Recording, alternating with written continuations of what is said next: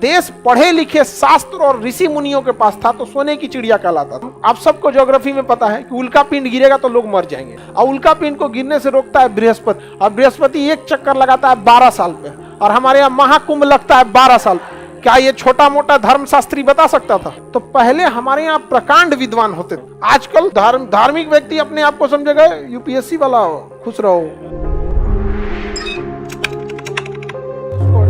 राम जी इधर से ही गए थे इसलिए इसे राम सेतु कहते हैं। क्या कहते हैं? लेकिन मुस्लिम और ईसाई परंपरा के हिसाब से यहाँ से आदम गुजरे थे इसलिए आदम ब्रिज। कि हमारे देश में ऐसा हो गया कि धार्मिक शिक्षा की ओर वह इंसान गया जो इस शिक्षा की ओर नहीं जा रहा था। तो आप देखिए इससे क्या हो रहा है ना कि धार्मिक जो चीज हो रही है उसमें सेलेक्टेड लोग नहीं जा पा रहे हैं, बल्कि वो लोग जा रहे हैं जो बड़े लेवल वाले चीजों में नहीं जा पाए किसी कारणवश। या तो इंटेलेक्चुअल उतना तेज नहीं थे पढ़ने में, या तो पैसे नहीं थे, या तो माहौल नहीं थे। और दिक्कत क्या होता है ना कि हमेशा से भारत में धार्मिक शिक्षा जो है ना, भले वो कमाने में उतना स्रोत नहीं है, लेकिन धार्मिक शिक्षा के पास ना सुपीरियरिटी है। धार्मिक व्यक्ति अपने आप को समझेगा यूपीएससी वाला हो, खुश रहो। अरे यार ओकरा दुख कौन ची है? अब वो डीएमएसपी को भी कहेगा खुश रहो, ओकरा कौन ची का दुख है भाई? नहीं समझे यहाँ पे। तो धार्मिक शिक्षा जो है ना हम लोग के यहाँ ना बहुत ज्यादा, मतलब कहिए तो धार्मिक शिक्षा भी एक जो उसका भी अगर एक टेस्ट होता ना, जैसे यूपीएससी का कैसे एग्जाम होता है कि सारे ग्रेजुएट डीएम नहीं बन सकते, वैसे ही आप धार्मिक शिक्षा लीजिए। आप मुस्लिम है तो कुरान याद कीजिए, हाफिज बन जाइए, शास्त्र याद करके आप शंकराचार्य। लेकिन फिर जब आप दूसरे को ज्ञान देने आइएगा यहाँ पे तो वहां एक परीक्षा होता है। मुसलमान का ही लो, दूसरा को मत दो, हिंदू धरो अपने लो। इससे क्या होगा ना कि जैसे समाज में पढ़े लिखे तो बहुत हैं, लेकिन उस पढ़े लिखे का मत के एकदम से यूपीएससी बीपीएससी निकाला जाता है, डायरेक्ट नहीं निकाला जाता। उसी तरह अब उसमें भी एक मत के निकाले तो और बढ़िया देश जाएगा। वरना जब देश पढ़े लिखे शास्त्र और ऋषि मुनियों के पास था तो सोने की चिड़िया कहलाता था। कहीं ना कहीं वो ऋषि मुनि अनपढ़ नहीं थे, बहुत ज्यादा पढ़े लिखे थे।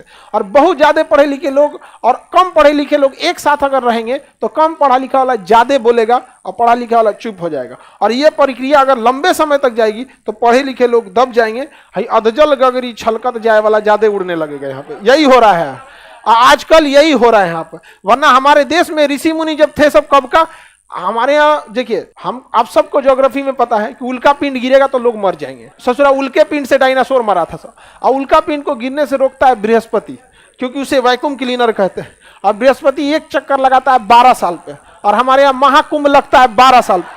क्या ये छोटा मोटा धर्मशास्त्री बता सकता था? प्रकांड विद्वान बता सकता था? तो पहले हमारे यहाँ प्रकांड विद्वान होते थे, एक से एक ऋषि मुनि होते थे। आजकल चलिए तो रामेश्वरम, चलिए ध्यान से समझिए। रामेश्वरम जो है ना, यहाँ पे राम जी के वजह से इसका नाम क्या हो गया? रामेश्वरम। हाँ रामेश्वरम, यहीं से गए थे राम जी। कहां पे? लंका। और रावण को अहंकार ज्यादा हो गया था, डूब गया बेचारा अहंकार लेके, अपना पूरी तरह से चौपट हो गया।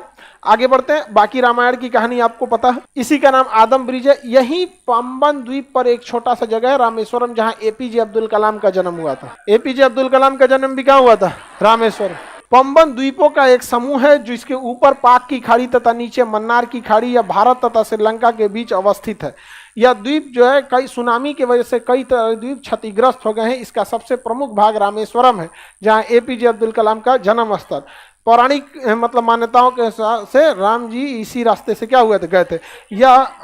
यह इसके जैव विविधता की दृष्टि से बहुत ही संवेदनशील है। यहाँ का पानी उथला हुआ है, जिस कारण यहाँ से समुद्री जहाजें नहीं जा पाती हैं। सरकार की योजना है कि यहाँ से इसे गहरा करके समुद्री जहाजों को ले जाने के लिए रास्ता बनाया जाए, किंतु यहाँ 2 अड़चन आ रही है। धार्मिक मान्यता के हिसाब से यह राम जी का सेतु था, अतः इस पर एक धार्मिक कारण है। दूसरा, एनजीटी नेशनल ग्रीन ट्रिब्यूनल का भी कहना है कि यहाँ पर डॉल्फिन, व्हेल तथा बहुत सारे जीव उथले पानी में रहने वालों का निवास स्थल है। अगर यहाँ से रास्ता बना देंगे तो उन लोगों का निवास स्थल भी क्या हो गया? बाधित हो जाएगा। अतः यह बहुत ही हॉट स्पॉट बना हुआ है, संवेदनशील जगह है।